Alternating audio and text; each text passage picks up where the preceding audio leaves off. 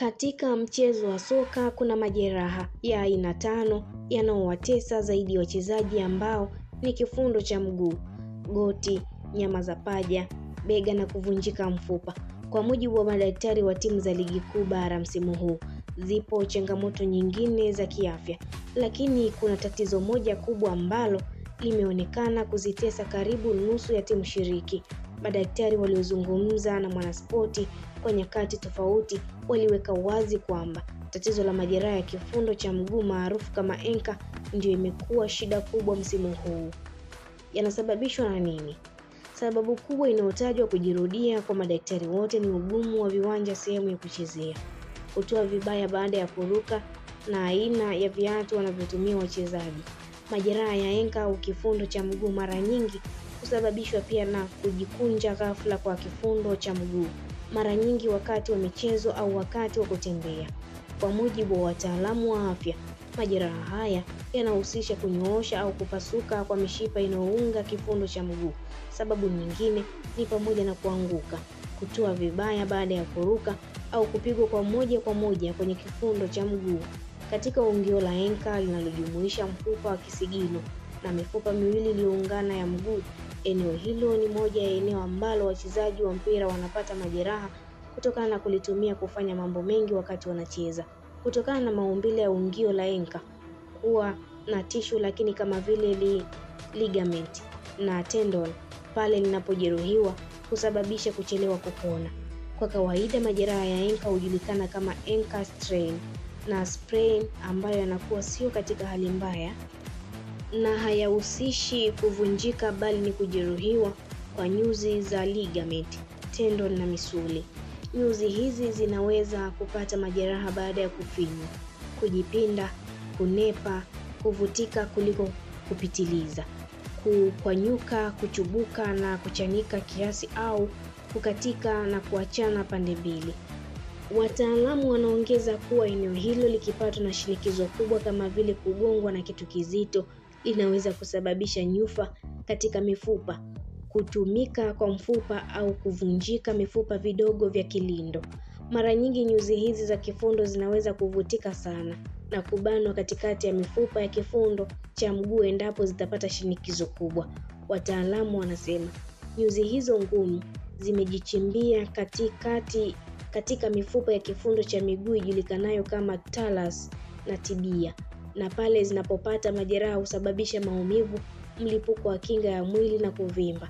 Majeraha haya kulikumba zaidi eneo la mbele la mguu wa chini, yani kifuniko cha mguu, na kujeruhiwa kwa mfupa wa enka talus au mfupa wa ukogo tibia katika eneo la mpaka wa kifundo na mguu wa juu. Lakini wanaongeza kuwa uwepo wa majeraha katika mifupa ikiwamo nyufa au kupasuka vipande vidogo vidogo huleta majeraha ya tishu laini zinazozunguka kuunda kifundo cha mguu na kuleta maumivu makali na kuvimba. Dalili na viashiria vya majeraha ya kifundo cha mguu ni pamoja na maumivu na kuuma pale panapominywa eneo hilo la kifundo, kupata maumivu pale unapojaribu kukunja au kunyoosha kifundo. Inashauriwa wachezaji wote watoe ishara pale wanapohisi maumivu makali wanapofanyiwa faulo. Daktari wa Azam FC Mbaruku Mliga anasema kifundo cha mguu ni tatizo kubwa ikifuatiwa na magoti. Kwa mfano katika enka wakati mwingine husababishwa na hali ya wachezaji kugusana sana, kwa sababu mpira kama ambavyo tunajua ni mchezo wa aina hiyo. Jeraha hili huchukua muda kuanzia wiki 3 hadi 8 ili kupona, anasema. Mbaruku aliongeza kwamba jeraha la enka, mbali na kukaa kwa wiki 3 hadi 8, pia huweza kumsababishia mchezaji akawa nje ya uwanja kwa takriban mwezi 1 hadi 3 ikiwa atafanyiwa upasuaji kutokana na ukubwa wa tatizo. Majeraha ya kwenye goti huwa yanatokana na kano, ligament, ambayo inashikilia mifupa. Hii inaweza isisababishwe na ile hali ya kugusana mara kwa mara kwa wachezaji, kwa sababu inatokana na matumizi ya nguvu mchezaji anayoitumia, anasema. Daktari huyo alisema mchezaji anapopata majeraha hayo ya goti huweza kukaa nje ya uwanja kuanzia mwezi 1 hadi 3. Japo kama jeraha hilo ni kubwa na linahitaji upasuaji, linaweza kumsababishia kutokuwa uwanjani zaidi ya miezi 6 au 9. Mchezaji anapokumbwa na hali kama hiyo, anatakiwa kuwa chini ya uangalizi wa madaktari muda wote, kwa sababu kuna vitu anatakiwa awe anashauriwa mara kwa mara, ikiwamo vyakula na vipaswa kula ili mwili usiongezeke zaidi, anasema Mbaruku. Daktari wa Coastal Union Hussein Ramadhani anasema majeraha sumbufu zaidi ni goti, kifundo cha mguu na mabega. Mara nyingi sehemu ambazo zinaunganisha viungo huwa zinakuwa na changamoto mara kwa mara kwa wachezaji. Kwa upande wa kwetu hapa Tanzania, mara nyingi inasababishwa na miundombinu mibovu ya michezo. Hapa nazungumzia viwanja ambavyo havikizi vigezo. Pili, ni ukosefu wa wataalamu wa viungo. Wachezaji wanatakiwa wapate watu wenye ujuzi ambao hawa kazi yao ni kuwapa mazoezi halisi ya viungo yatakayowafanya wawe sawa kabla ya mechi. Ndani ya msimu mmoja, binafsi naweza kupokea kesi za majeraha niliyoyataja takriban kila mwezi, lakini zile za kugongana wachezaji wenyewe kwa wenyewe ni mara chache. Nayo inachangiwa na utimamu wa mwili wa mtu binafsi, anasema Dr. Gilbert Kigadi ambaye ni daktari maarufu anayewatibia wana michezo mbalimbali nchini. Anasema majeraha yote yanayosumbua hakuna la zaidi, ila yapo yanayojirudia mara kwa mara. Kama kifundo cha mguu au bega, kesi zake ziko nyingi, huwa zinasababishwa na mgongano wa moja kwa moja au mazingira, lakini kuna kitu wengi hawakijui, ni maumbile ya wachezaji wenyewe. Sababu ya kimazingira ndio tunavigusa viwanja, lakini waandaaji wa michezo pia, na maanisha wataalamu wa viungo wana uwezo kiwango gani. Kila jeraha lina muda wake wa kupona, inategemeana na aina yake tu, ila kama ukizidi ndipo tunatafuta sababu za kuchelewa kurejea kwa kiungo katika hali yake, anasema daktari huyo.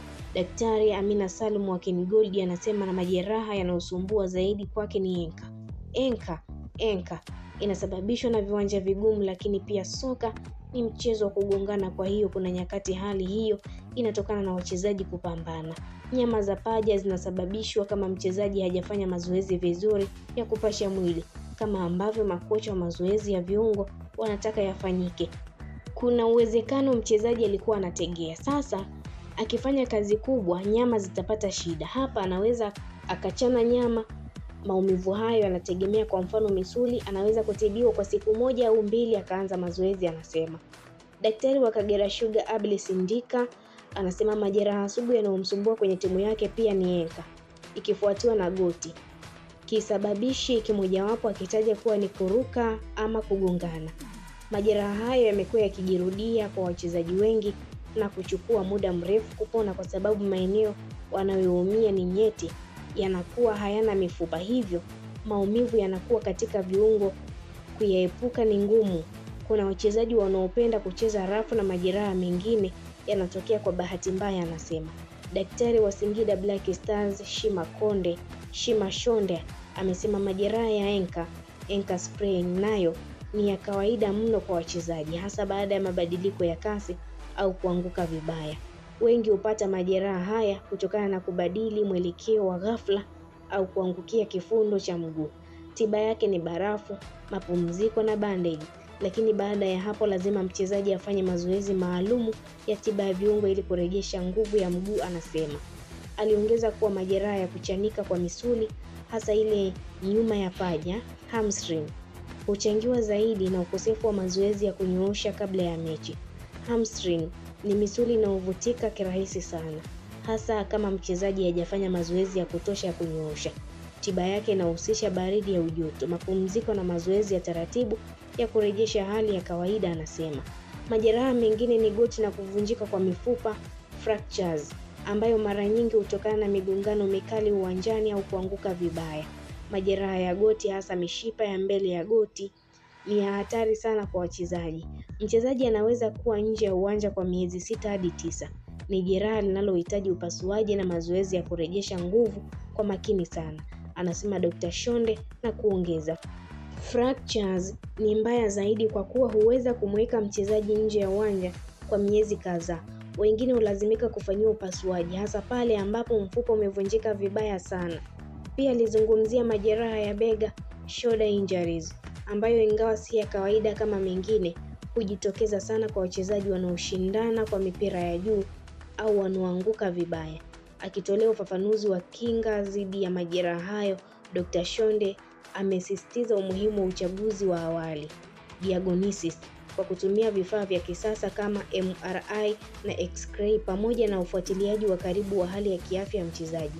Pia ameshauri lishe bora na mapumziko ya kutosha kama nguzo muhimu kwa wachezaji. Dr. Shonde ametoa wito kwa uongozi wa klabu kuhakikisha kuna wataalamu wa kutosha na vifaa vya kisasa vya tiba na mazoezi. Wachezaji. Winga wa Namungo FC Issa Abushehe Messi maarufu kama Messi anasema aliwahi kuumia enka wakati akiwa mazoezini baada ya kutaka kuupiga mpira, na ndipo mchezaji mwenzake akamkanyaga, japo haikumsumbua kutokana na kufuata utaratibu vizuri. Nakumbuka nilikaa kwa wiki 2 hadi 3 kisha nikarudi katika hali ya kawaida. Mambo niliyoambiwa niyazingatie ni kutokutumia kiatu chenye meno na nisikimbie kwenye lami kwani ingeweza kunisababishia majeraha zaidi, anasema Abusheshe. Kwa upande wa beki wa Kagera Sugar, Datus Peter anasema moja ya majeraha ambayo amekuwa yakimsumbua ni ya goti. Majeraha hayo ni ya kawaida kwa mchezaji yoyote. Nakumbuka nilipata jeraha la goti wakati naenda kuokoa mpira uliokuwa unaenda langoni mwetu mechi na Mashujaa. Kuanzia hapo sikuweza kuendelea na ilinichukua miezi 3 kupona. Datus anasema kilichomsaidia kurejea haraka ni kufuata ushauri wa madaktari, ikiwamo kupunguza kabisa kufanya mapenzi, asiwe mtu wa kutembea mara kwa mara hasa umbali mrefu, kisha kuzingatia kula mlo sahihi ili kulinda zaidi afya yake. Kiungo wa Ken Gold Abdalla Masudi Kabaye ameeleza kwamba aliwahi kupata majeraha enka mazoezini wakati akikabiliana na mchezaji mwenzake. Tukio hilo alisema lilitokea wakati akijaribu kuzuia mpira akiwa kwenye harakati za kulinda, lakini aliteleza vibaya na mguu ukapata maumivu. Baada ya vipimo vya awali, madaktari wa Ken Gold walithibitisha kuwa Kabaye alipata mtikisiko kwenye enka. Nimepata enka mara nyingi, ujue hii kazi yetu ni rahisi kukumbana na majeraha kwa sababu inahusisha migongano. Nilikaa nje ya uwanja kwa wiki 2 na nilirejea na kuendelea na majukumu yangu, alisema. Beki wa Yanga Shomari Kibwana alisema aliumia kwenye mchezo dhidi ya Simba.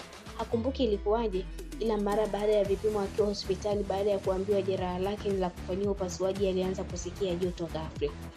Mimi ni mchezaji ambaye nina malengo. Kukaa nje miezi mingi nje ya uwanja ilikuwa inanipa shida.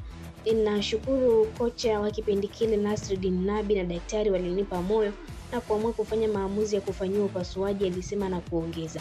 Hofu yangu kubwa ilikuwa kwenye upasuaji, maana nilikuwa sijawahi kufanyiwa upasuaji na kama kijana mdogo bado nina malengo na ndoto kubwa kwenye mpira, alisema. Alipimwa vipimo 3 tofauti, hospitali ya taifa Muhimbili, hospitali binafsi na Tunisia, ambapo alipelekwa kwa ajili ya matibabu.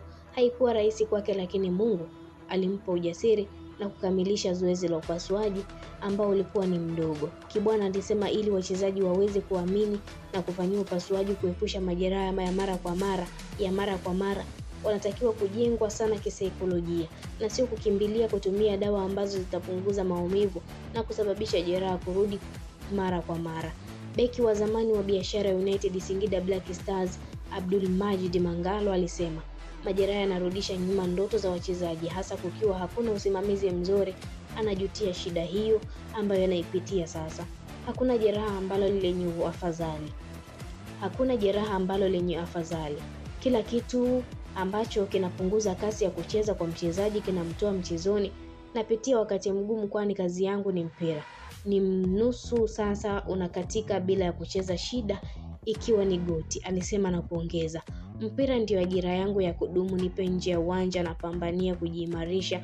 Nafikiri kitu muhimu ambacho kinaweza kutusaidia wachezaji ni kuhakikisha mikataba yetu inazingatia majeraha, kwani tunaachwa kipindi ambacho tunahitaji misaada wa kusimamiwa ili turudi kujipambania.